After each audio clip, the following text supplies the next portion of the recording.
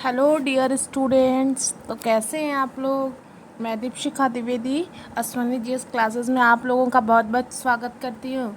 आज हमारा क्लास जो पहले से आप हिस्ट्री की क्लासेस देख रहे थे, आज हमारा मोटो रहेगा कि हम दिल्ली में जो दिल्ली सल्तनत का जो पार्ट आता है, 5 राजवंशों का जो राजाओं का शासन हमने पूरा आज उसे हम कंप्लीट कर लेंगे। इससे पहले हम आपको इसके और क्लासेस में आपको बढ़िया से हम बता दिए हैं, समझा दिए हैं। तो आज उसी क्लास को आगे ले चलते हुए और आज इसको दिल्ली सल्तनत को समाप्त करेंगे और नेक्स्ट डे हमारा टॉपिक होगा या तो हम मुग़ल काल पढ़ेंगे और नहीं तो हम धार्मिक आंदोलन पढ़ेंगे। इस बीच में कुछ धार्मिक आंदोलन भी हुए थे, तो इन धार्मिक आंदोलनों को देखेंगे। 1-2 दिन का वो टॉपिक रहेगा, या फिर हम दिल्ली सल्तनत स्टार्ट कर देंगे और दिल्ली सल्तनत के बाद हम मुग़ल काल स्टार्ट कर देंगे। हम मुग़ल इम्पीरियर स्टार्ट हो जाएगा हमारा। तो बच्चों, आप आज के क्लास हम स्टार्ट करते हैं। आज हमारा टॉपिक होगा खिज़र खां, मतलब सैयद वंश और लोदी वंश को इकट्ठे हम आज ख़त्म कर लेंगे, क्योंकि इन सबों में बहुत कम हमें पढ़ना पड़ता है, बहुत ज़्यादा इसमें शासक नहीं होते हैं, इसीलिए हमें पढ़ना भी कम होता है और इनका कार्यकाल ज़्यादा समय तक चलता नहीं है। सैयद वंश का कुल मिला जुला कर 30-37 वर्षों तक रहता है और उसके बाद लोदी वंश का रहता है 70-75 सालों तक। तो इन लोगों का हम पढ़ेंगे, इसमें हमें कुछ ज़्यादा नहीं पढ़ना है, इसलिए आज हमारा ये टॉपिक ख़त्म हो जाएगा दिल्ली सल्तनत। और नेक्स्ट क्लास में हम आपका न्यू टॉपिक के साथ आपकी क्लास को लेकर आएंगे। तो चलिए बच्चों, आज कुछ इससे रिलेटेड क्वेश्चन भी हो जाएंगे, क्योंकि दिल्ली सल्तनत ख़त्म हो जाएगा। तो आज शाम तक अगर पॉसिबल हो सके तो हम इससे रिलेटेड कम से कम टॉप 25 क्वेश्चन आपको मिलेंगे यूट्यूब पर, उस क्वेश्चन आंसर के साथ आपको मिलेंगे। लेकिन आपको उसका हमें सम करके बताना है आपको कितना नंबर आया, ठीक है। तो चलिए हम देखते हैं सैयद डायनेस्टी का न्यू कैसे पड़ता है। तो दिल्ली पर हमेशा जो ये तैमूरों का आक्रमण अर्थात मंगोलों का आक्रमण दिल्ली पर हमेशा होते रहता है। लेकिन जब नसरुद्दीन शाह तुगलक वंश का अंतिम शासक नसरुद्दीन शाह रहता है, उस समय में भी मंगोलों का आक्रमण होता है। और मंगोलों का सेनापति कौन रहता है? तो तैमूर लंग होता है। ये आपको मैं बताई हूँ पहले, ये रिवीजन चल रहा है, उसके बाद फ्रेश अपना क्लास स्टार्ट करेंगे कुछ टाइम के बाद रिवाइज करके। तो मंगोलों का जो सेनापति होता है मंगोलों का सेनापति होता है तैमूर लंग क्या करता है कि 15 दिनों तक दिल्ली में भयानक कत्लेआम मचाता है, क्योंकि उनका राजा तो छोड़ के भाग गया होता है। तो वो अपनी मनमानी अच्छे से दिल्ली में करता है, खूब लूटपाट मचाता है और 15 दिनों तक दिल्ली में कत्लेआम करता है। उसके बाद वो समरकंद वापस लौट जाता है और जीते हुए प्रदेशों पर अपने एक सैनिक को, अपने प्रबंधक को एक तरह से कह सकते हैं नियुक्त करके जाता है, जिसका नाम खिज़र खां होता है। खिज़र खां जो होता है, यही खिज़र खां सैयद डायनेस्टी का न्यू डालता है, नया डायनेस्टी, एक सैयद डायनेस्टी।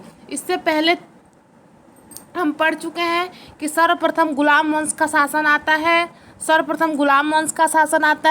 उसके बाद खिलजियों का शासन आता है। सबसे कम समय के लिए 30 वर्षों के लिए खिलजियों का शासन होता है, लमसम 90-92 वर्ष तक गुलाम वंश का शासन रहता है। तो सर्वाधिक लंबा शासनकाल तो गुलाम वंश का, सबसे छोटा तो खिलजियों का।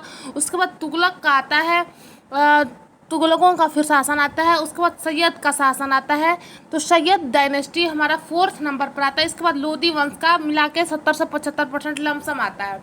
तो देखिए इसमें क्या करता है, ये जो सेनापति होता है खिज़र खां, ये एक अलग अपना राजवंश की स्थापना करता है सैयद वंश का, और लेकिन अपने आप को स्वतंत्र शासक घोषित नहीं करता है। तैमूर लंग के नाम पर ही तैमूर लंग का प्रतिनिधित्व के रूप में दिल्ली में काम करता है और खुतबे पढ़वाता है और सिक्कों पर नाम ये अपने वंश का नहीं डलवाता है, तुगलकों का ही चला आता है, ठीक है। तो ये याद रखिएगा। इसमें कुल कितने शासक हुए? तो इसमें कुल 4 शासक हुए। अब देखिए जो मैं आपको अभी बोली हूँ ना, उसी चीज़ को, वही चीज़ लिखा हुआ है आपके स्क्रीन पे, आपको दिख रहा होगा। तो इसको आप अपनी कॉपी में नोट करेंगे, क्योंकि ये सब इम्पोर्टेंट पॉइंट है। और देखिएगा सेकंड पॉइंट हमारा क्या आता है, जून 1414 ईस्वी में खिज़र खां गद्दी पर बैठा।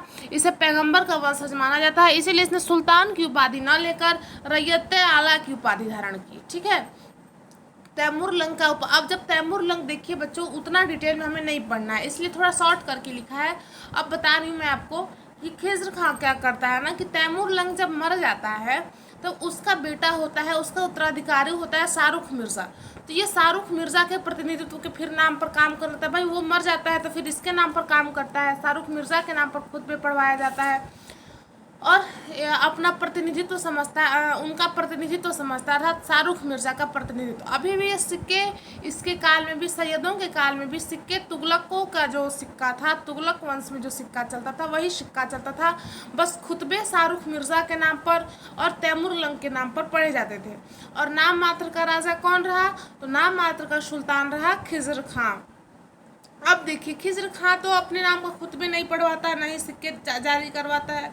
अब इस वंश का दूसरा शासक अर्थात खिज़र खां का उत्तराधिकारी होता है मुबारक शाह।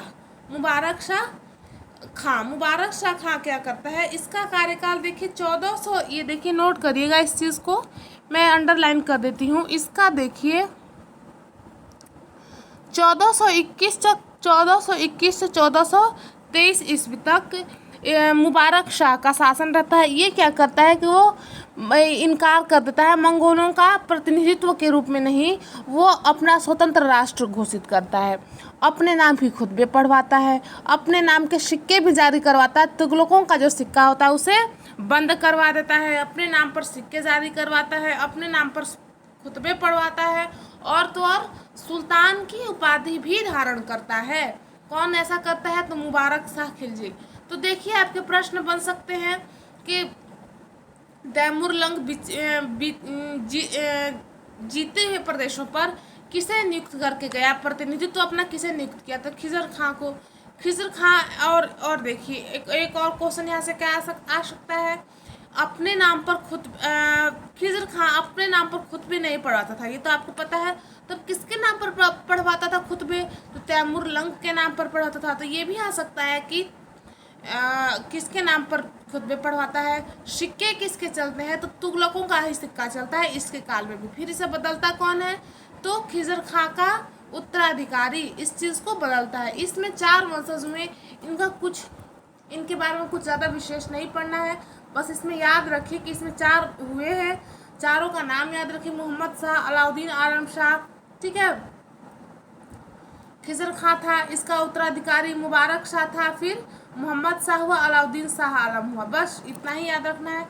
अब आ जाएंगे हम लोधी वंश के बारे में। ये देखिए आपके स्क्रीन पर दिख रहा होगा लोधी वंश। लोधी वंश के बारे में हम पढ़ेंगे, इनके बारे में थोड़ा सा इनको पढ़ना है और इसे भी ज़्यादा डिटेल में हमें नहीं जाएंगे और शॉर्ट में पढ़ते हुए और कुछ क्वेश्चन भी अपने हम देख लेंगे। इससे क्वेश्चन एग्ज़ाम में कैसे आते हैं, बिल्कुल डिटो क्वेश्चन जैसे एग्ज़ाम में आता है वही क्वेश्चन आपको दिखने को मिलेंगे। आप अपने आप को टेस्ट करेंगे कि आप इतना पढ़ने के बाद आप क्वेश्चन दे पा रहे हैं उसका आंसर कि नहीं दे पा रहे हैं। देखिए लोधी वंश 1451 से 1526 ईस्वी तक दिल्ली सल्तनत का अंतिम शासक हुआ, बिल्कुल 5वां शासक हुआ, लोधी वंश का शासन चला। लोधी वंश कैसे गद्दी पर बैठा? लोधी में बहलोल लोधी इसका संस्थापक हुआ। लोधी वंश का संस्थापक कौन हुआ? तो लोधी वंश का संस्थापक बहलोल लोधी हुआ। देखिए बहलोल लोधी हुआ। लोधी वंश का संस्थापक कौन हुआ? तो बहलोल लोधी हुआ। लोधी वंश का संस्थापक, लोधी वंश का संस्थापक कौन हुआ? बहलोल लोधी, इसे याद रखिएगा, बहलोल लोधी। 1451 ईस्वी में, कब? तो 1451 ईस्वी में बहलोल लोधी का नाम पर प्रथम अफगान राज्य की स्थापना हुई। अच्छा ये देखिए कि दिल्ली सल्तनत में जो 5 वंशजों का राज हुआ ना, तो जो 4 थे वो चारों के चारों तुर्क थे। तो पहला शुद्ध अफगान शासक कौन हुए? तो वो लोधी हुए। पहला शुद्ध अफगान शासक आपसे पूछा जाएगा तो वो बहलोल लोधी होगा। बहलोल लोधी कौन था? तो लोधी वंश का संस्थापक था। अब ये राजा कैसे बनता है, ठीक है, आगे तो पीछे जितने भी हम पढ़ते आए हैं सब एक दूसरे को मार के काट के, किसी को अपने रास्ते से हटा के, उत्तराधिकारियों का कहीं युद्ध छिड़ गया, ठीक है, तो एक दूसरे को काट के मार के, ठीक है, अपने शासक अपने राजा को हटाकर वो पद पर ग्रहण किए। लेकिन बहलोल लोधी की खासियत देखिए, इसने क्या किया, इसने अपने हाथों में सत्ता का बागडोर कैसा लाया, बहलोल लोधी के बारे में हम पढ़ेंगे। तुर्क सत्ता का विनाश करके पहला अफगान शासक हुआ दिल्ली सल्तनत का। अब इसने शासन में अपना क्या क्या कुछ ऐसे विशेष कार्य किए जो हमें पढ़ना है एग्जाम के पॉइंट ऑफ व्यू से, उन पॉइंट्स को हम देखते चलेंगे और इससे ज़्यादा डिटेल में हम नहीं जाएंगे। तो इस वंश के अंदर और आपको जानना है कि 3 महत्वपूर्ण शासक हुए। जैसे अभी आप देखे थे कि सैयद वंश में 4 महत्वपूर्ण शासक हुए थे, उसी प्रकार से बहलोल लोदी यानी कि लोदी वंश में 3 महत्वपूर्ण शासक हुए। पहला तो बहलोल लोदी हो गया संस्थापक, दूसरा सिकंदर लोदी हो गया और तीसरा हुआ इब्राहिम लोदी। इब्राहिम लोदी वही इब्राहिम लोदी जिसे पानीपत के युद्ध में बाबर हराया था और मुगल वंश का नींव डाल दिया था। तो बहलोल लोदी के बारे में डिटेल से थोड़ा देखेंगे। बहलोल लोदी का कार्यकाल कितने समय तक चला, कितने समय तक ये राज किया, तो 1451 ईस्वी से 1489 ईस्वी तक, 1451 से 1489 ईस्वी तक अलाउद्दीन आलम शाह को पत्र लिखा। अब देखिए अलाउद्दीन आलम साहब, ये कोई नहीं पूछेगा कि ये कौन था। अलाउद्दीन आलम शाह जो था सैयद डायनेस्टी का अंतिम शासक। भाई इसमें 4 शासक हुए थे। पहला तो खिज़र खां हुआ था, फिर उसका बेटा हुआ था नसरुद्दीन खां शाह, ठीक ना, फिर महमूद शाह हुआ था और लास्ट में अलाउद्दीन शाह। अलाउद्दीन शाह आलम को पत्र लिखता है बहलोल लोदी। और बहलोल लोदी के बारे में जान रहे हैं कि बहलोल लोदी के बचपन में ही उसकी माँ गुजर गई थी। ठीक है बच्चों, बचपन में ही उसकी माँ गुजर गई थी और कुछ समय के बाद उसके बाल्यकाल में ही उसके पिता का भी देहांत हो जाता है। तो उस समय वो उसका पालन पोषण जो होता है कौन करता है, तो खिज़र खां जिस वंशज का था सैयद वंश का, तो खिज़र खां में जो अलाउद्दीन आलम शाह होता है उसका जो पिता होता है वही इसका पालन पोषण करता है। तो अलाउद्दीन शाह आलम को पत्र लिखता है बहलोल लोदी। क्या पत्र लिखता है कि आपके पिता ने मेरा पालन पोषण किया है, ठीक है, मैं आपके नाम पर ही खुतबे पढ़वाऊँगा, ठीक, आपका प्रतिनिधित्व बन के शासन करूँगा। तो बहलोल लोदी कहता है कि आप शासन का जो कार्यभार है मुझे सौंप दे, मैं आपके प्रतिनिधित्व के रूप में कार्य करूंगा, मैं आपसे युद्ध नहीं करना चाहता हूँ। एक पत्र के माध्यम से करता है इसे। तो देखिए इसका बहलोल लोदी जो है इसका 2 बार, विद्वान इतिहासकार ऐसा मानते हैं कि बहलोल लोदी का 2 बार राज्यारोहण हुआ। कैसे कैसे, तो एक बार पत्र लिखने से पूर्व जैसे ही ये देखता है कि अब खिज़र खां का जो ये है सैयद डायनेस्टियों का, सैयद बंधुओं का, देखता है कि वहाँ शासन लूज हो रहा है, कम हो रहा है, वो कमज़ोर उनका शासन पड़ रहा है, तो दूसरे वंश आके ऐसे ही तो अपना शासन जमा देते हैं। उसी प्रकार से बहलोल लोदी भी करता है। लेकिन एक और बात सुन लीजिए, ये क्या करता है, लेकिन ये अपने आप को राजा घोषित नहीं करता। ऐसा करता तो युद्ध छिड़ जाता। ये अपने आप को राजा घोषित नहीं करता है। ये क्या करता है, पत्र लिखता है, अपने जितनी भी अपने ये के अंदर अपनी शक्ति में पूरी सत्ता को ले आता है और उसके बाद शक्ति को ले आता है, लेकिन फिर भी वैधानिक रूप से दिल्ली का सुल्तान तो अलाउद्दीन शाह ही होता है, क्योंकि अभी इसका राज्याभिषेक जनता के नज़रों में नहीं हुआ है। हालांकि इसके पास सारी सत्ता का बागडोर था, लेकिन ये राजा नहीं बना था। तो एक लोग ऐसे मानते हैं कि पहला इसका राज्यारोहण हुआ पत्र लिखने से पहले। उसके बाद ये देखता है कि दिल्ली की जनता तो अभी भी अलाउद्दीन शाह को ही राजा मान रही है, हमें तो नहीं मानती, वैधानिक रूप से अभी हम राजा हुए नहीं है। तब ये क्या करता है कि ये पत्र लिखता है। पत्र को जो ये सिफारिश करता है अलाउद्दीन शाह से, अलाउद्दीन इसे स्वीकार कर लेता है। वो क्या फिर उसका उत्तर में क्या लिखता है कि आलम शाह ने उत्तर में क्या लिखा कि तुम मेरे बड़े भाई हो, ये समझकर मैं राजपद का त्याग करता हूँ। तो इस प्रकार से खिलजी सैयद वंश का जो अंतिम शासक अलाउद्दीन शाह जो है वो अपना पद का त्याग करता है और बहलोल लोदी को पद पर बिठा देता है। इस प्रकार लोदी वंश का एक बार और राज्याभिषेक बहलोल लोदी का हो जाता है। अब बहलोल लोदी और क्या करता है कि जौनपुर जो होता है, जौनपुर वही जौनपुर जिसका निर्माण कौन कराया, तो जौनपुर का निर्माण कौन करवाया है, तो तुगलक डायनेस्टी का फिरोज शाह तुगलक। आप लोगों को याद होगा और नहीं याद होगा तो वो बच्चे लिख लेंगे कि जौनपुर का स्थापना कौन किया था, तो तुगलक वंश का शासक था फिरोज शाह तुगलक। अब इसने अनेक युद्ध लड़े और जौनपुर को दिल्ली में विलय की इसकी सबसे बड़ी उपलब्धि थी। अब ये जो जौनपुर था, दिल्ली से जौनपुर काफ़ी दूर हो जाता है, तो यहाँ ऐसे होता है कि उसका ये स्थापना तो उसकी कर देता है ये तुगलक डायनेस्टी का फिरोज शाह, लेकिन बाद में वहाँ जो गवर्नर नियुक्ति से करता है वो स्वतंत्र राष्ट्र घोषित कर देता है। स्वतंत्र राष्ट्र घोषित करता तो उससे जौनपुर से के गवर्नर से दिल्ली में हमेशा टकराव होते रहता था। उसे जो भी दिल्ली के पर सत्ता पर आया, जो भी दिल्ली में आया, वो उसे मिलाना चाहते थे अपने में, लेकिन जौनपुर में जो गवर्नर हुआ करता, जो सरदार वहाँ का था, वो युद्ध में जीतता था, हारता ही नहीं था, तो उसे कहाँ से अपने में लोग मिलाते। तो इसकी सबसे बड़ी जीत यही हुई कि वो जौनपुर का जो शासक था, जौनपुर का जो सरदार था, उसे अपने में विलय कर लेता है, उसे हरा कर। तो इसकी सबसे बड़ी उपलब्धि मानी जाती है। इसने उदारता की नीति से शासन किया। तो ये बहलोल लोदी के बारे में हो गया। इसके बारे में हमें इतना पढ़ना भी नहीं है, बस इतना जानना है कि लोदी वंश का संस्थापक बहलोल लोदी हुआ। और ये कैसे बैठा, तो अलाउद्दीन शाह को पद से हटाकर, एक पत्र के माध्यम से उसे पद से हटाकर खुद पद पर आसीन हुआ। बहलोल लोदी के बारे में बस इनफ है, इतना ही। अब देखें बहलोल लोदी के पुत्रों में, बहलोल लोदी के पुत्रों में सर्वाधिक गुणवान कह सकते हैं, सर्वाधिक योग्य शासक जो साबित होने वाला था, उसके नज़रों में सबसे योग्य था, वो था सिकंदर लोदी। तो वो अपने मृत्यु होने के पहले ही बहलोल लोदी उत्तराधिकारी चुन जाता है सिकंदर लोदी को। देखिए आपकी स्क्रीन पर पॉइंट आपको दिख रहा होगा। बहलोल लोदी के पुत्रों में सबसे योग्य सिकंदर लोदी था, जिसे मृत्यु से पहले ही उत्तराधिकारी चुना गया था। बिल्कुल यही बात मैं आपको बता रही हूँ। परंतु बहलोल लोदी का बड़ा पुत्र बराबक शाह और आजम हुमायूं, देखिए बराबक शाह, अब देखिए बहलोल लोदी के 9 पुत्र थे, कुल 9 पुत्र थे। अब उसमें से वो सिकंदर को चुन लिया उत्तराधिकारी।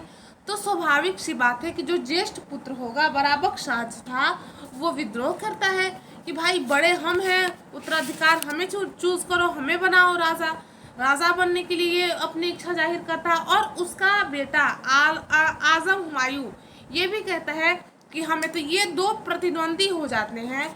कौन कौन, बराबक शाह और आजम हुमायूं। बराबक शाह और आजम हुमायूं जो है, बराबक शाह और आजम हुमायूं जो है, इसके 2 प्रतिद्वंदी हो जाते हैं।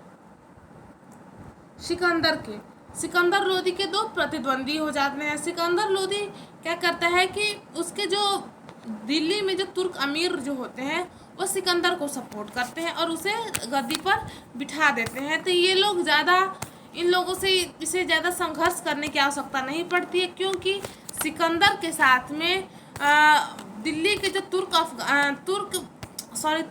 दिल्ली के जो सरदार हुआ करते थे, अमीर सरदार हुआ करते थे, वो सिकंदर लोदी के साइड में होते हैं, उसे गद्दी पर बिठा देते हैं। और देखिए क्या करते हैं सिकंदर लोदी, और क्या करता है, लेकिन फिर भी ये बराबक शाह और आजम से इसे युद्ध लड़ने पड़ते हैं। इन्हें पराजित करके ये अपना स्थान को निश्चित करता है, अपना जो पद है उसे संभाले रखता है, उसे बचा कर रखता है। अब ये क्या किया सिकंदर लोदी के संबंध में एक इम्पोर्टेंट बात कि इसने आगरा शहर का स्थापना किसने किया, तो सिकंदर लोदी ने किया। यहाँ देखिए बच्चों, आपको एक और बता दूं, क्या आप ये जानते हैं कि दिल्ली का स्थापना किसने किया, दिल्ली को दिल्ली किसने बनाया, क्या आप जानते हैं? अगर आप जानते हैं तो आप हमें कमेंट करेंगे, और अगर नहीं जानते हैं आप तो बता तो सकते नहीं, अभी हम लाइव तो क्लास में है नहीं कि आप हमें बता दें। तो मैं आपको लास्ट में बताते चलूँगी कि दिल्ली की स्थापना किसने किया। याद रखिएगा कि आगरा का स्थापना किसने किया, एकदम इम्पोर्टेंट पॉइंट है, मोस्ट इम्पोर्टेंट पॉइंट है कि आगरा का स्थापना किसने किया, तो सिकंदर लोदी ने किया। कब किया, तो 1504 ईस्वी में किया। अब जब आगरा का स्थापना किया, नया शहर बसाया, तो आगरा को अपनी राजधानी के रूप में चूज करता है। तो आगरा को राजधानी बनाने वाला प्रथम शासक सिकंदर लोदी, आगरा को राजधानी बनाने वाला प्रथम शासक। अब देखिएगा, और इससे पहले तो लोग दिल्ली को राजधानी बनाते थे, दिल्ली को राजधानी तुगलकाबाद शहर बसा के फिरोज शाह तुगलक जो था, तुगलकाबाद को अपनी राजधानी बनाया, ठीक ना। और ये आगरा को बसाया, तो आगरा को अपनी राजधानी बनाया। लेकिन इसके बाद जो मुगल आएंगे ना, तो मुगल भी इसी आगरा को अपनी राजधानी बनाएंगे, दिल्ली को राजधानी नहीं बनाएंगे, लोग आगरा को ही राजधानी बनाएंगे। तो ये याद रखिएगा कि आगरा को सर्वप्रथम राजधानी किसने बनाया, सिकंदर लोदी ने। बसाया किसने, सिकंदर लोदी ने। कब बसाया, तो 1504 ईस्वी में बसाया। तो सिकंदर लोदी के संबंध में इतनी बातें याद रखेंगे। और एक बात, सिकंदर लोदी बहुत ही सुशिक्षित विद्वान आदमी था। वो कविताएं लिखता था, वो फारसी का विद्वान माना जाता था, फारसी भाषा का उसे अच्छे से ज्ञान था और उसमें कविताएं लिखता था।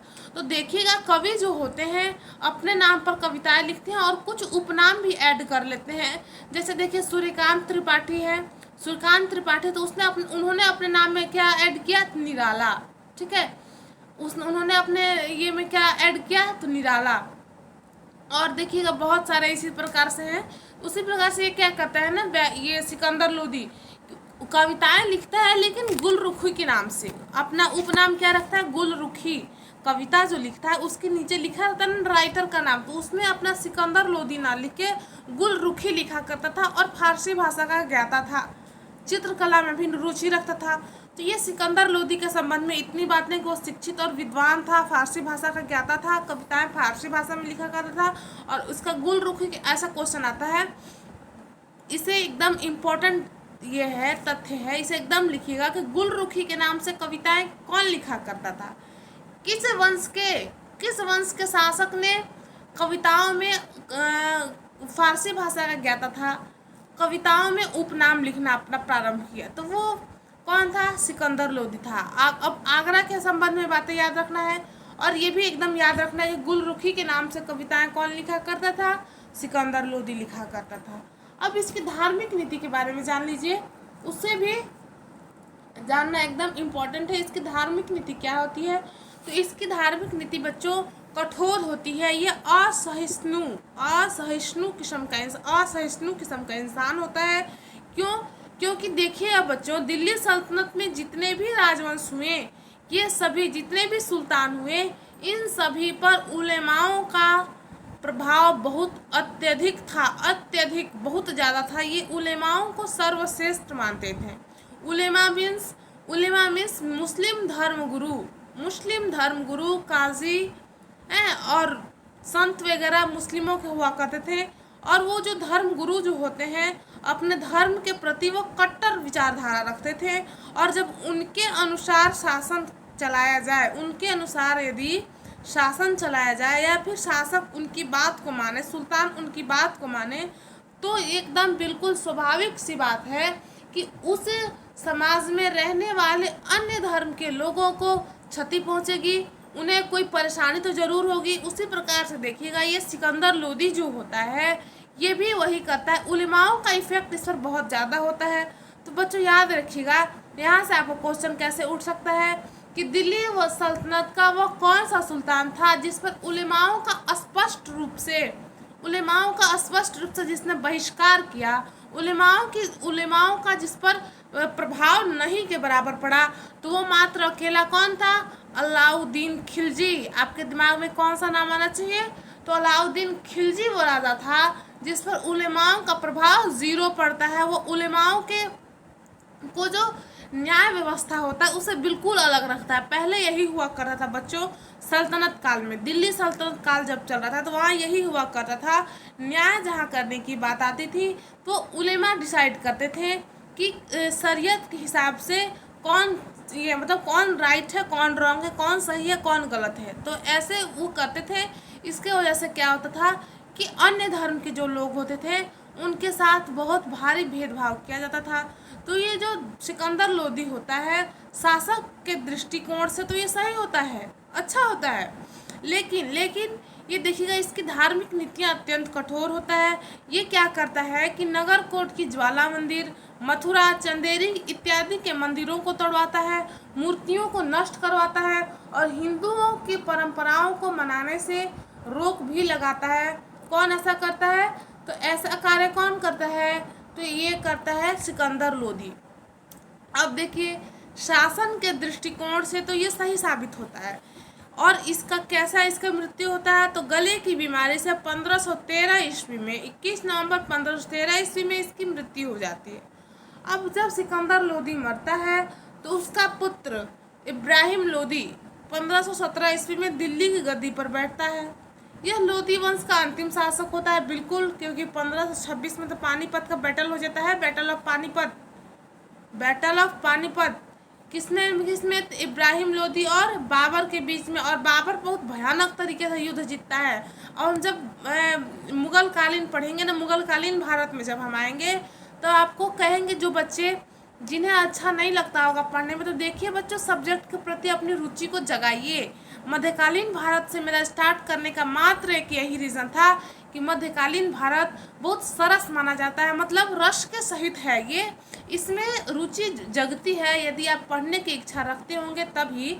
जो पढ़ना नहीं चाहते होंगे उन्हें कहाँ से रुचि आएगा? पढ़ना जो चाहते हैं, इतिहास को जो समझना चाहते हैं, तो सबसे रोचक जो होता है ना, तो मध्यकालीन भारत होता है। मध्यकालीन भारत सबसे रोचक होता है। इसके बाद इसीलिए मैं यहीं से स्टार्ट की कि आप लोगों को हिस्ट्री पढ़ने की लत लग जाएगी इससे, मध्यकालीन भारत से। तो ये सिकंदर लोदी का पुत्र इब्राहिम लोदी होता है। सबकी सर्वसहमति से सुल्तान बनाया जाता है। लेकिन दिल्ली के जो अमीर होते हैं वो क्या कहते हैं कि इनका राज्यकाज बहुत बड़ा हो गया था, साम्राज्य का विस्तार हो गया था, तो इतने बड़े साम्राज्य को एक इंसान के हाथ में नहीं रखना चाहिए केंद्रित करके। इसीलिए वो राज्य को दो भागों में विभक्त करते हैं। दिल्ली दे देते हैं इब्राहिम लोदी को, और जौनपुर का राज्य देते हैं उसको छोटे भाई जलाल खां को दे दिया। ठीक है, तो इनके बारे में हमें ज़्यादा नहीं पढ़ना है, क्योंकि इनका समय देखिए कितना दिनों तक चला, तो 1517 से 1526, तो 6 और 3 9 वर्षों में। 9 वर्षों में इनका काम कैसे करते बीतेगा? तो इन्होंने कोई विशेष ऐसा कार्य किया नहीं। इनका कुछ कार्य तो बीत जाता है जलाल खां के साथ युद्ध ही करने में, क्योंकि ये जो सिकंदर लोदी होता है इसका राज्य का बंटवारा हो जाता है दिल्ली के अमीरों के इच्छा से। लेकिन इब्राहिम लोदी को ये पसंद नहीं होता है। वो जलाल खां से युद्ध करने में अपने कुछ समय को व्यतीत करता है, और इसके समय में 2-3 और कई प्रकार के आक्रमण होते हैं। इस तरह से लोदी वंश पतन की राह पर अग्रसर हो जाता है।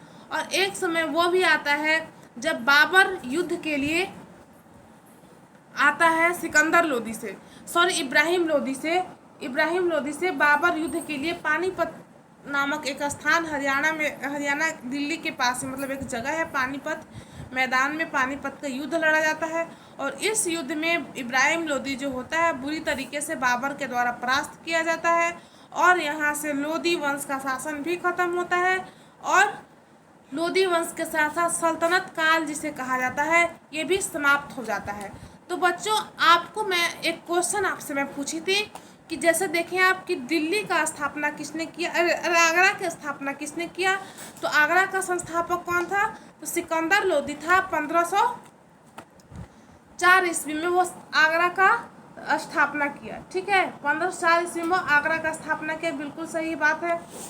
अब देखिए जौनपुर का स्थापना किसने किया? तो फिरोज शाह किया था। तुगलकाबाद फिरोज शाह का किया हुआ था। इसी प्रकार से दिल्ली का स्थापना किसने किया? ये मैं आपसे प्रश्न पूछी थी। तो जिन बच्चों को आएगा वो कमेंट कर देंगे, और जिन्हें नहीं आएगा उनके लिए ये वो सुन ही लें आंसर इसका क्या होगा। दिल्ली की स्थापना अनंगपाल नाम का एक होता है व्यक्ति जो दिल्ली शहर को बसाता है। उस दिल्ली को जब वो बसाता है तो उसके बाद जितने भी शासक हुए वो दिल्ली को राजधानी बनाए। ठीक है, दिल्ली को राजधानी बनाए। उसके बाद दिल्ली से राजधानी को ट्रांसफ़र सर्वप्रथम किसने किया? देवगिरी ट्रांसफ़र किया था दौलताबाद। दिल्ली से दौलताबाद लाया था कौन? तो वो मोहम्मद शाह तुगलक, जिसे सबसे बेवकूफ़ कह सकते हैं, सबसे पढ़ा लिखा मूर्ख उसे कहा जाता था, क्योंकि सल्तनत काल का सबसे पढ़ा लिखा इंसान हुआ करता था। तो ये सब आप लिखते जाइएगा, ये सब नोट करने की चीज़ है। ये मैं आपको बता रही हूँ ये दिल्ली सल्तनत ख़त्म होने के बाद, क्योंकि आप अगर भूल गए होंगे तो आप रिवाइज करिएगा। तो पढ़ा लिखा, अब देखिए जब वो मरा था ना, मोहम्मद शाह तुगलक जब मरा था, तो उसके संबंध में एक सबसे प्रचलित लाइन क्या होती थी कि आज दिल्ली की जनता को शासक से और शासक को जनता से मुक्ति हो गई।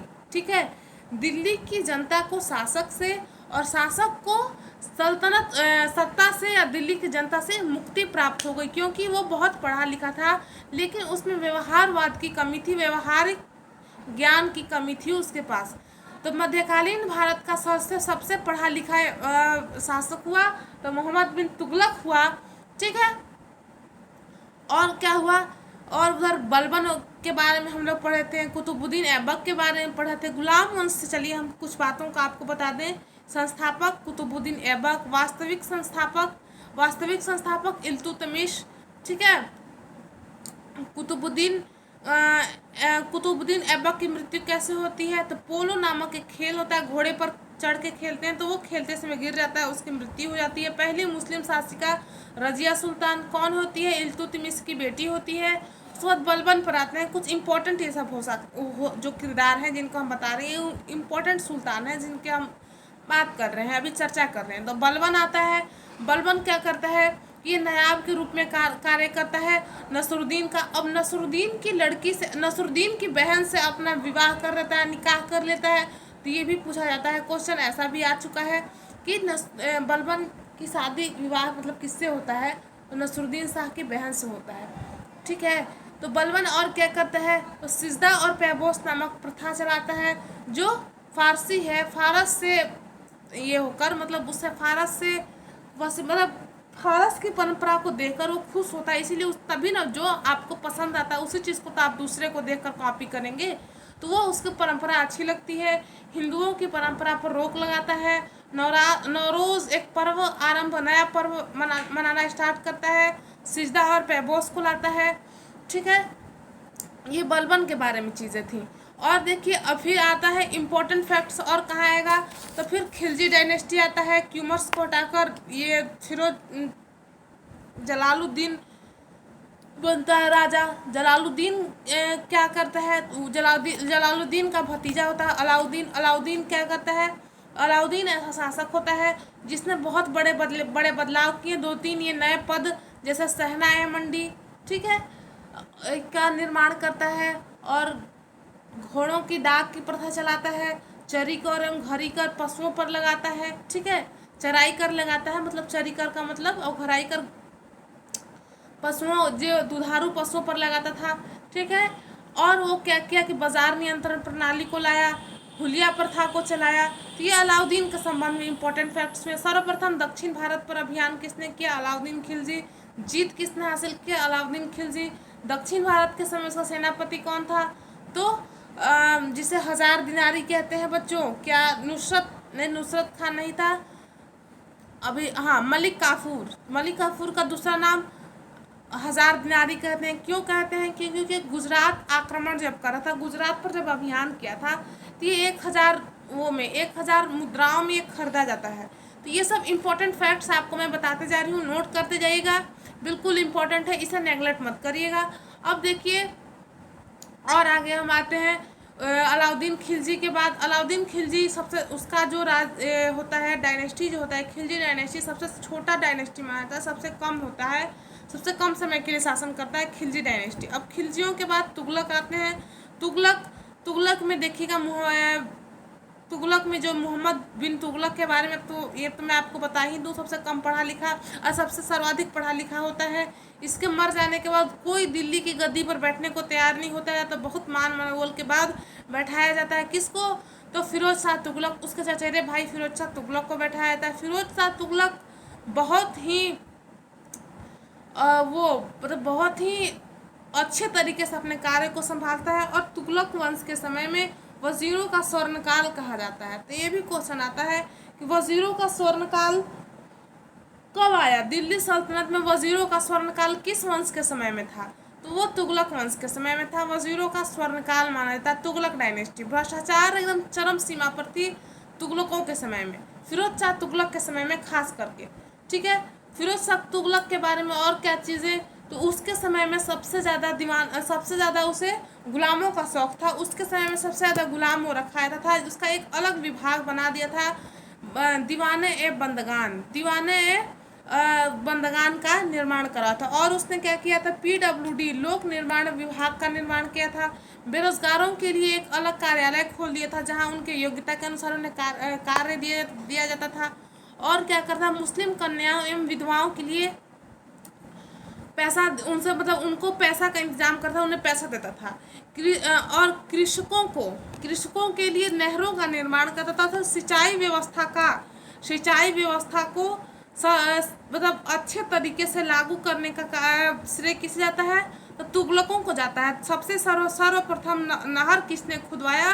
तो तुगलक वंश का संस्थापक तुगलक वंश का संस्थापक जो सबसे प्रथम नहरों को खुदवाने की परंपरा चलाता है, और क्या करता है, और इस काम को आगे कौन बढ़ाता है, तो फिरोज शाह तुगलक, और नहरों को खुदवाने का काम करवाता है। तो कृषि व्यवस्था को मतलब बहुत अच्छे से कृषि व्यवस्था उसमें चरम पर पहुंची थी, कृषि बहुत अच्छे से उन्नत विकास हुआ था। और क्या होता है इस समय में, तो जो ये फिरोज शाह तुगलक जो होता है उलेमाओं के संपर्क में ये बिल्कुल रहता है, और दूसरे धर्मों के प्रति उसका असहिष्णु का भाव रहता है। तो ये फिरोज शाह तुगलक के बारे में, फिरोज शाह तुगलक के बारे में ये पढ़ लिए। उसके बाद खिजर खां आता है, उसे तो चलिए अभी ही पढ़े हैं, उसमें रिवीजन करने की आवश्यकता क्या है। उसके बाद सिकंदर लोदी आता है। सिकंदर लोदी मतलब बहलोल लोदी, लोदी वंश का आगमन होता है। फिर लोदी वंश के बारे में आज अच्छे से पढ़ लिए। तो आज की क्लास को हम यहीं पे समाप्त करें। हो गया आपका आज का क्लास पूरा खत्म। दिल्ली सल्तनत इज इंड, दिल्ली सल्तनत का इंड हो गया।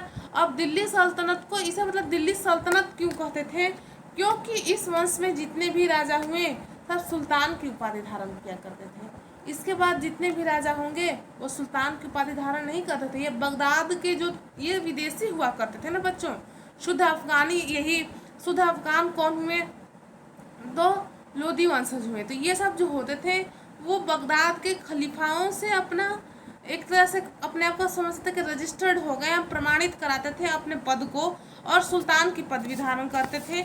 इसलिए इन्हें इसे सल्तनत काल कहा जाता है। इसमें कुल 5 डायनेस्टी आती हैं, पांचों के बारे में हम बहुत ही अच्छे से पढ़े हैं। अब इसका टेस्ट का यदि आज मैं कोशिश करूँगी आपको क्वेश्चन बनाने का, इसका कुछ मोस्ट इम्पॉर्टेंट टेस्ट के क्वेश्चन हो जाए तो बहुत अच्छा होता आप लोगों के लिए, और नया टॉपिक का स्टार्ट भी करने। तो नया टॉपिक दिल्ली सल्तनत हमारा होगा, या फिर सूफी संतों के बारे में, थोड़ा धार्मिक आंदोलन जो हुए तो उनके बारे में पढ़ेंगे। तो वीडियो आपको कैसा लगा बच्चों ये ज़रूर बताइएगा। और जो बच्चे ऐसा करते होंगे ना, शुरू का वीडियो देखकर और बंद कर देते होंगे, उनको लॉस होगा। इसीलिए मैंने ये रिवीजन का काम सबसे लास्ट में रखा था कि पूरा रिवीजन, एक तरह से शॉर्ट रिवीजन आपका करने का काम।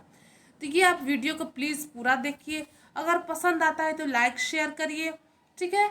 इसके संबंध में आपको कोई प्रॉब्लम होती हो, कहीं कुछ समझ में नहीं आता हो, कुछ आपको लगता है कि अच्छे से नहीं समझ में आया, नहीं बताया गया, तो आप हमें कमेंट बॉक्स में कमेंट कर सकते हैं। हमसे यूं ही जुड़े रहें। जो बच्चे नए जुड़ रहे हैं हमारे चैनल से तो प्लीज़ लाइक शेयर सब्सक्राइब करिएगा। तो आज के लिए इतना ही, नमस्कार।